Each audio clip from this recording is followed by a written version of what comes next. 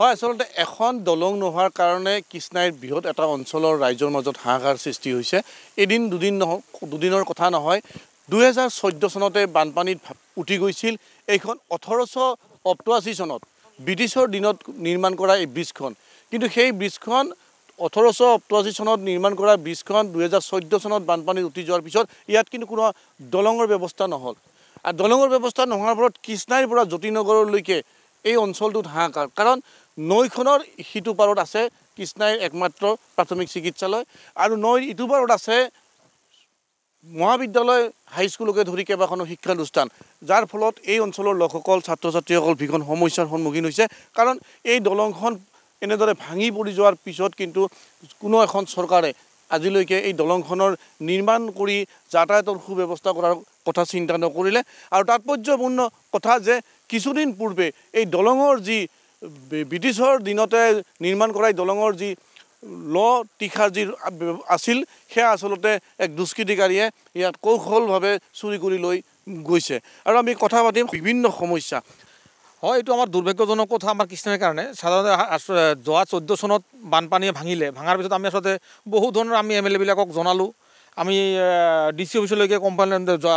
আপত্তি জনোৱা হ'ল তেওঁলোকে ইঞ্জিনিয়াৰে অপৰ লেভেললৈকে তেওঁলোকে প্ৰপ'জেল পঠালে কিন্তু আমাৰ কৃষ্ণাইৰ ফালে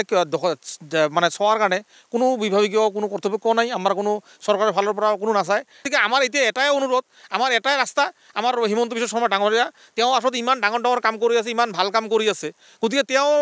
ইচ্ছা কৰিলে এইটো কাম সহজত কৰি দিব পাৰে কিন্তু তেওঁ কিয় কৰা নাই গতিকে আমাৰ ৰাইজৰ ফালৰ পৰা আমি এটাই অনুৰোধ আমি কাতৰ অনুৰোধ কৰোঁ আমাৰ বৃহৎ ডাঙৰ এটা কৃষ্ণাই এৰিয়া তাৰে ভিতৰত সেই যে নেশ্যনেল হাইৱে যাই বহুত ছাত্ৰ ছাত্ৰী এক্সিডেণ্ট হয় বা বহুত ঘূৰণীয়া এতিয়া আমাৰ হস্পিটেল হৈছে এই ওচৰতে হস্পিটেলখন এইটো পাৰ্টত আমাৰ এই যে বিবেকানন্দ হাইস্কুল সেইটো পাৰ্টত আমাৰ মানে কৃষ্ণাই মানে হাবৰাঘাট হাইস্কুল কলেজ বিভিন্ন আমাৰ ইমান যাতায়াতৰ এটা অসুবিধা হৈছে ৰাইজৰ গতিকে আমাৰ মুখ্যমন্ত্ৰীলৈকে এটা কাতৰ অনুৰোধ থাকিল ৰাইজৰ ফালৰ পৰা অতি শীঘ্ৰে তেওঁ তদন্ত কৰি আমাৰ যদি ব্ৰিজখন কৰি দিয়ে আমাৰ ৰাইজৰ কাৰণে খুবেই উপকৃত হ'ম আমি হয় আচলতে সমস্যাৰ সন্মুখীন হৈছে কি ক'ব হয় আমাৰ এইটো কৃষ্ণাইৰ এটা বৃহৎ সমস্যা ব্যৱসায় বাণিজ্য আদি কৰি বিভিন্ন মানে যাতায়াতৰ অসুবিধা হৈ আছে ইপিনে আমাৰ স্কুল আছে ইপিনে স্কুল আছে অহা যোৱাৰ ক্ষেত্ৰত বহুত অসুবিধা হৈছে লগতে মানে আমাৰ এই কৃষ্ণাই অঞ্চলত এটাই হস্পিটাল মানে সেই হস্পিটালতে যে মানে আহিব ৰোগী পেচেণ্ট ইমান সমস্যা নাওকাৰে পাৰ হ'ব লগা হৈছে সেয়ে আমি কৃষ্ণাইবাসী ৰাইজ বিনম্ৰ অনুৰোধ কৰোঁ আমাৰ চৰকাৰ নৱনিযুক্ত চৰকাৰ চেণ্ট্ৰেলত হৈছে বিজেপি চৰকাৰ সেয়ে আমি বিজেপি চৰকাৰক অনুৰোধ কৰোঁ যে আমাৰ কৃষ্ণাইবাসী ৰাইজৰ কাৰণে এটা উপকাৰ কৰি দিলে আমি ৰাইজে নথৈ আনন্দিত হ'ম বুলি আশা কৰোঁ আচলতে দীৰ্ঘদিন দাবী জনাই আহিছে দলংখন লাগে কিন্তু আজিলৈকে দলংখনৰ ব্যৱস্থা নহ'ল কিন্তু পৰিতাপৰ কথা যে এই দলঙৰ যি আচলতে ব্ৰিটিছৰ দিনত 1888 চনত এই দলংখন নিৰ্মাণ কৰা হৈছিল আৰু সেই দলংখনৰ যি ইয়াত লৰ যিখিনি সামগ্ৰী আছিল যিবিলাক জয়জ আছিল সেই গোটেই আচলতে এক দুষ্কৃতিকাৰী চুৰি লৈ গৈছে কি ক'ব আচলতে সেইটো আৰু হাঁহিয়াতৰ এটা কথা একেবাৰে দিন দুপৰীয়াতে ডকাইতি ধৰণৰ কথা মানে একেবাৰে চিফ ইঞ্জিনিয়াৰ অফিচৰ ফালৰ পৰা চিল মোহৰ মাৰি লৈ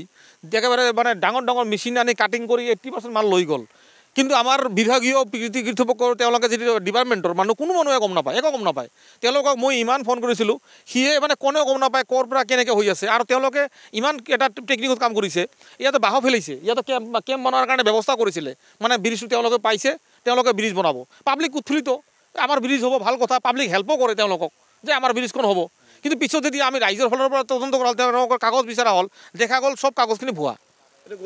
গোটেই 80% মাল গোটেই লৈ গ'ল সেই দুটামান টুকুৰা কৰি আছে বাকী গোটেই মাল একদম কাটিং কৰি লৈ গ'ল হয় আচলতে দলং নিৰ্মাণ নহ'ল কিন্তু দলঙৰ যি অৱশিষ্ট আছিল ব্ৰিটিছৰ দিনৰে সেই অৱশিষ্ট কিন্তু এটা চক্ৰই গড়কাপ্তানি বিভাগৰ আচলতে ভুৱা নিৰ্দেশনা উলিয়াই কিন্তু ইয়াত সেই যি